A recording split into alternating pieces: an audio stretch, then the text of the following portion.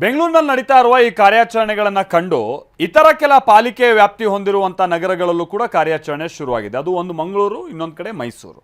ಹೌದು, ಮೈಸೂರಿನಲ್ಲೂ ಕೂಡ ಫುಟ್ಪಾತ್ ಒತ್ತುವರಿ ತೆರವು ಕಾರ್ಯಾಚರಣೆ ನಡೀತಾ ಇದೆ. ಮೈಸೂರು ಪಾಲಿಕೆಯ ವಲಯ 5ರಲ್ಲಿ ತೆರವು ಕಾರ್ಯಾಚರಣೆ ನಡೀತಾ ಇದ್ದು, KRS ರಸ್ತೆಯಲ್ಲಿ ಅನಧಿಕೃತ ಅಂಗಡಿಗಳ ತೆರವು ಕಾರ್ಯ ನಡೀತಾ ಇದೆ. ಅನಧಿಕೃತ ಅಂಗಡಿ ಮಳಿಗೆಗಳನ್ನೇನು ಹಾಕೊಂಡಿದ್ರು ಅದನ್ನೆಲ್ಲ, ಈ ಪೆಟ್ಟಿಗೆ ಅಂಗಡಿ, ಶೆಡ್ಗಳು, ತಳ್ಳೋ ಗಾಡಿ, ಜಾಹೀರಾತು ಫಲಕಗಳು, ಇದನ್ನೆಲ್ಲ ತೆರವು ಮಾಡೋ ಕೆಲಸ ಆಗ್ತಾ ಇದೆ.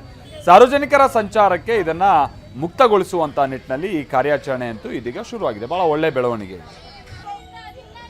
ನಾವು ನೋಡ್ತಾ ಇದ್ದೀವಿ ನೋಡಿ. ಪಾಪ ಬಟ್ ಅಲ್ಲಿ ಈ ಅಂಗಡಿ ಹಾಕೊಂಡಂಥವರೆಲ್ಲ ಬಂದು ಕಾಡೋದು, ಬೇಡೋದು, ಕಾಡೋದು ಇದೆಲ್ಲ ನಡೀತಾ ಇದೆ. ಭಾಳ ಬೇಸರದ ಸಂಗತಿ. ಬಟ್ ಅವರಿಗೆಲ್ಲ ವ್ಯಾಪಾರ ವಹಿವಾಟು ಮಾಡ್ಕೊಡೋಕ್ಕೆ ಒಂದು ಅವಕಾಶನೂ ಮಾಡಿಕೊಡ್ಬೇಕಿದೆ. ಒಂದು ಪ್ರತ್ಯೇಕ ಸ್ಥಳ ನಿಗದಿ ಮಾಡಬೇಕು.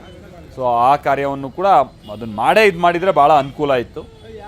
ಬಟ್ ಈಗ ತುರ್ತಾಗಿ ಅಂತೂ ಕಾರ್ಯಾಚರಣೆಗೆ ಇಳಿದಿದ್ದಾರೆ.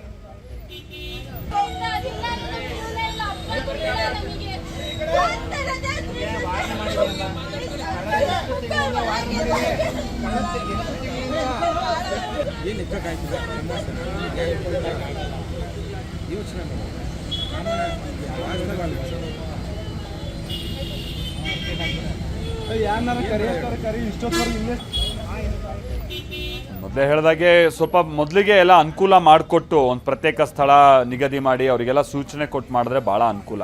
ಯಾಕಂದರೆ ದಿನನಿತ್ಯದ ಹೊಟ್ಟೆ ಬಟ್ಟೆ ಮೇಲೆ ಅದ್ರ ಮೇಲೆ ಅವ್ರು ಡಿಪೆಂಡ್ ಆಗಿರ್ತಾರೆ. ಅವತ್ತು ದುಡ್ದಿದ್ದು ಅವತ್ತಿಗೆ ಅನ್ನೋ ರೀತಿಯಾಗಿ.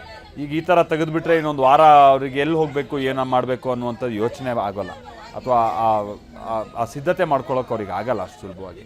ಯಾಕೆ ಮೊದಲಿಗೆ ಒಂದು ಸೂಚನೆ ಕೊಡಬೇಕಿತ್ತು. ಬೆಂಗಳೂರಲ್ಲಿ ಕೊಟ್ಟಿದ್ರು ನೋಡಿ, ಒಂದು ವಾರದ ಮುಂಚೆನೇ ಸೂಚನೆ ಕೊಟ್ಟಿದ್ರು. ಆ ಥರ ಸೂಚನೆ ಎಲ್ಲ ಕೊಟ್ಟು ಮಾಡಿದ್ರೆ ಭಾಳ ಅನುಕೂಲ.